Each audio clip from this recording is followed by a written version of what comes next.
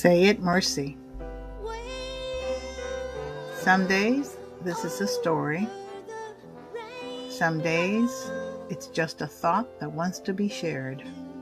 A pause, a breath.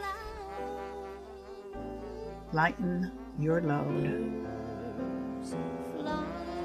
Remember to breathe. Let joy find you. Say It Mercy podcast. I'm back. I'm back. If this is your first time listening to me, this is Mercy. So, what's happening?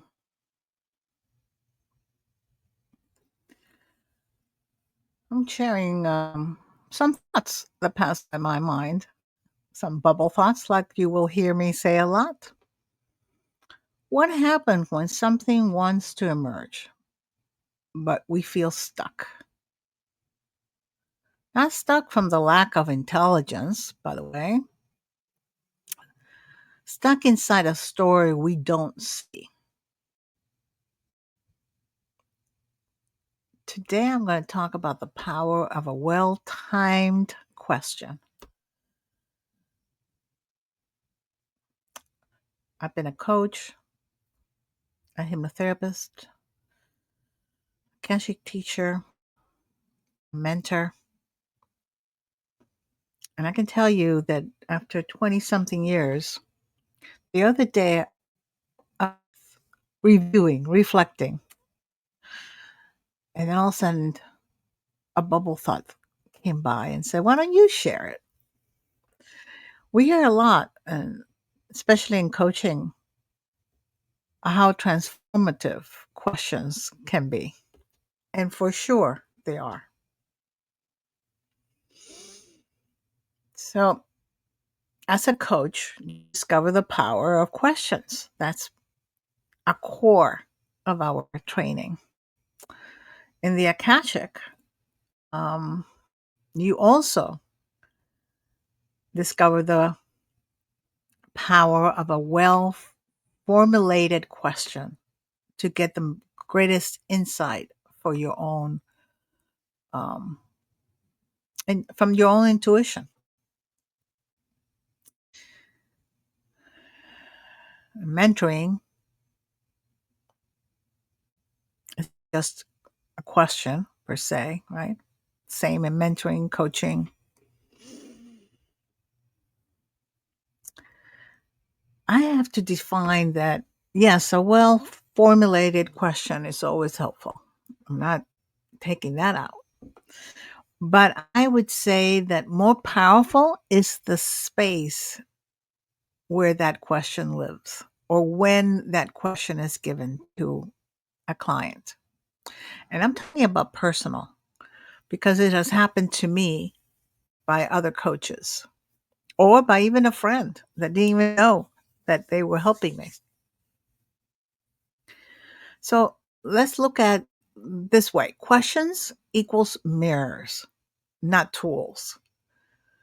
Because a question well formulated, but not given at the right timing, it hits flat. It doesn't go anywhere. But a well formulated question, one of those famous, powerful questions, and you can go into the internet and look for a lot of them in books and a lot of webinars and coaching podcasts. It is the timing that counts. And that's why when they would ask me, what do I get from coaching? I would say you get the space to listen to your own voice. But at the same time, for someone to listen without judging you, allowing your voice to be heard by you, and then be able to ask you a question just at that time or space that would help you break through. And that's the hardest as a coach, even as a mentor, an Akashic teacher. When do we insert a question? Is that the right question? And even for yourself, if you are reviewing, reflecting, meditating, any of those self growth developmental type of techniques and exercises. So I had a friend of mine, we're colleagues, coach, many years, moons ago, and we were just chit chatting and having an early dinner. And I was complaining, I would say more probably BS, using the word be, Asian, about a situation that had happened to me. And I couldn't believe that it had happened to me. And she just answered back with, so what not you? Why not you? So why not you? Was that simple question. And oh my God, I felt like a whole wall was crumbling. And all of a sudden I had clarity. And response was, yeah, why not me? How special am I that it cannot happen to me? Because that's where I was stuck in victimhood. How could this happen? I am a knowledgeable person. I'm working in that field. How could I be fooled? All those questions that we have had in life, in moments where you feel vulnerable, where for unknown reasons you fell for a charlatan or not. So you see, I have experienced those big shift. And it always is not so much the question as the timing of the question.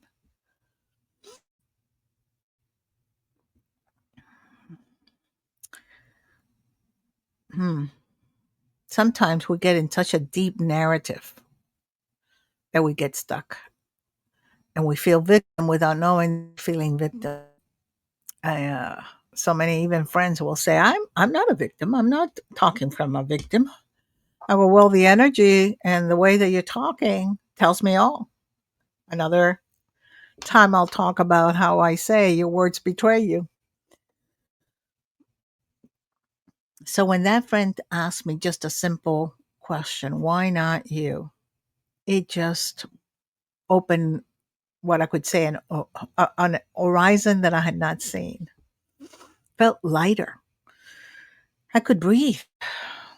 It was an immediate internal shift.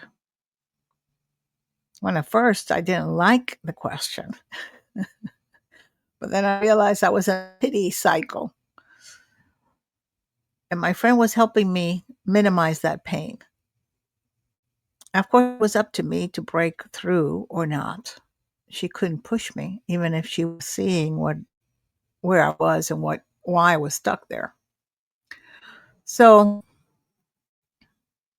question return you to growth.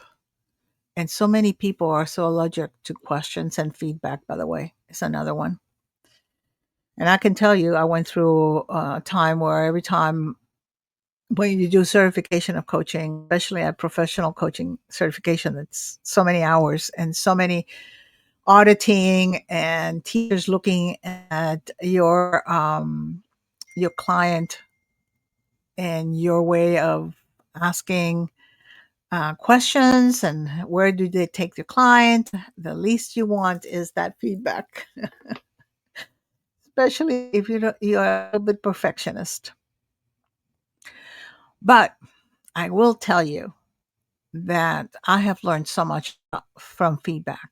When someone is honest enough to sit in the space of non judgmental feedback, when they can really honestly ask certain questions that allows you to break from your own made up mind story, what I called your creative story that may not be so true. So really, when she said, why not you? I realized, why am I an exception for the human curriculum? Of course I'm learning from something. And that changed me. And I'm going to give you the other one. There were two powerful questions. Why not you? And then one day she said, what is your strength? What is what you think you're best at? And I said it, and she said, well, that is your weakness. And then, wow. The moment she said it, I realized that is true. We get into this space and this, even in parentheses, of we are experts on certain things or we are very good at something, that we get blind spotted there. That's where our blind spots become blind spots because we want to move. You already know it. I know it. I know. I don't need to review that. That's my expertise, and that's when you're mostly tested. By the way,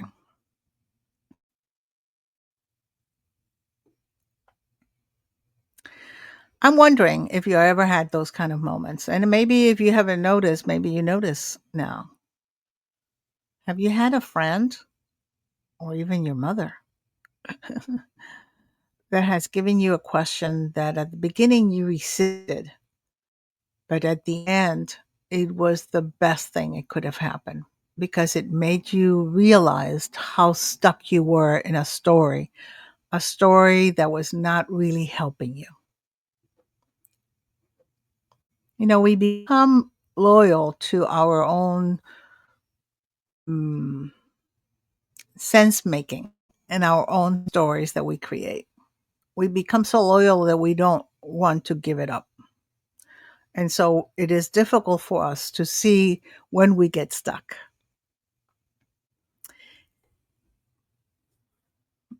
And even when it keeps us, even when we know that we're stuck, even when we know that we want to break through, somehow we can't break away because that's the story that you have built. That's the story that you have invested in.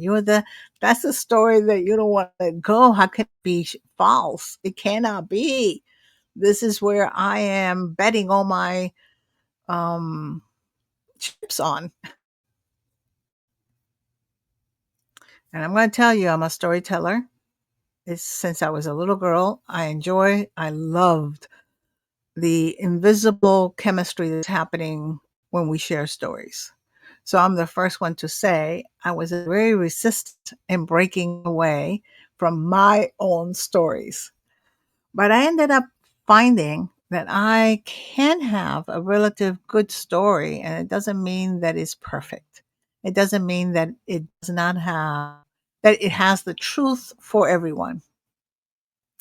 When I'm making stories, I'm very aware that I'm making a story that is a temporary story. I'm making a story to make sense of a specific moment, but I always keep myself with the curiosity of wondering if my story has another story attached to it that I had not seen. And that's what keeps me exploring more perspective of what I already am concretizing or crystallizing in my story.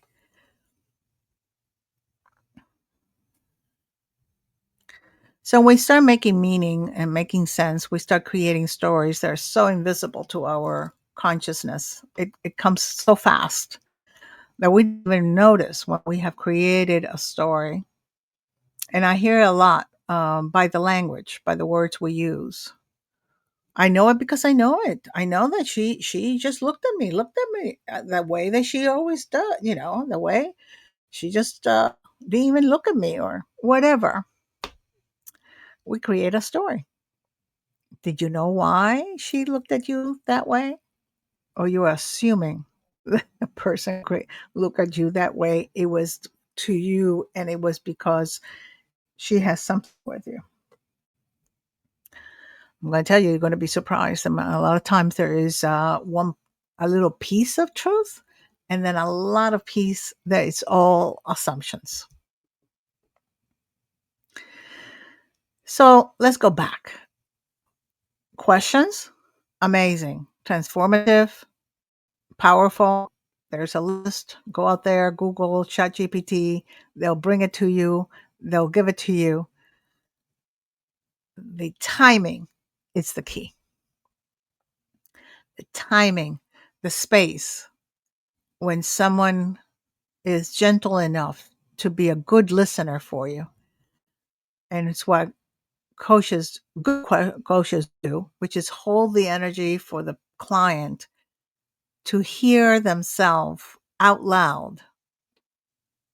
Because most of the time, as soon as you hear yourself speaking out loud, all the thoughts and ideas and assumptions you have, before you know it, you yourself come up with a solution. You yourself break free of any moment that you're stuck. A coach can only just help you with the timing of a good question, but all the work is yours.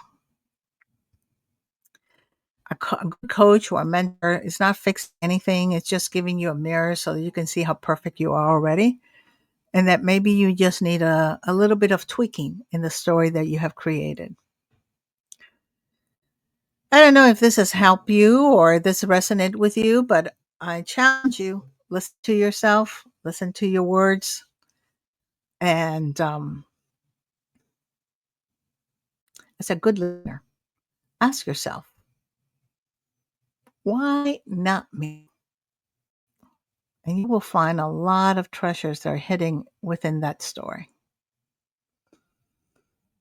As I said, the right question always helps us surface something that has been there for a while, the answer that we already have. And somehow, or we ignore it, or we refuse to acknowledge that answer. But I'll tell you, when you recognize it, when your body finds that recognition, it's a liberation. Your mind gets reorganized in an instant. And you feel your body releasing all the tension.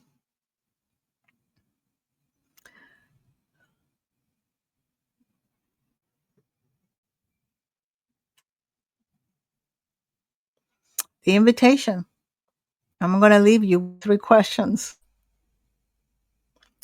Where might I be repeating a story that no longer serves me? Where may I be repeating a story that no longer serves me? What am I choosing here? If I trusted myself more, what would I shift? Remember, a good question is a loving mirror. So if these didn't resonate with you, look for others. There's plenty out there to be offering excellent, powerful questions. You only have to say powerful questions to get unstuck on a story. I assure you that as soon as you glance, you recognize yourself, you see that mirror mirroring you back the answer. So sit with one question. It doesn't have to be a full-blown coaching session, but get a question that really helps you out. Something like, why not me? It can break away and start reflecting on why not me. Notice what moves quietly right inside of you. And sometimes I'm going to tell you, funny as it is, sometimes the question needs time like a good wine. Sometimes it does not come right away. As just asking it, you will find that all of a sudden, in the least um, moment that you expect, in the least expected, especially probably in a car, a solution will come to you. So try it out.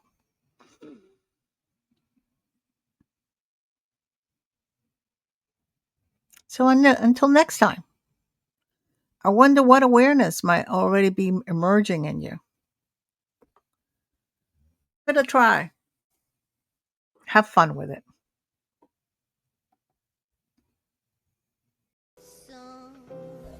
Thank you for being here, for listening, and for honoring your soul's whispers.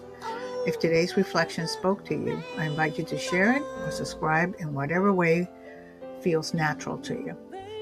You're also welcome to connect with me on YouTube or through my Substack's Reflections, where this soulful journey continues. Until next time, may your story unfold with clarity, tenderness, joy, and light.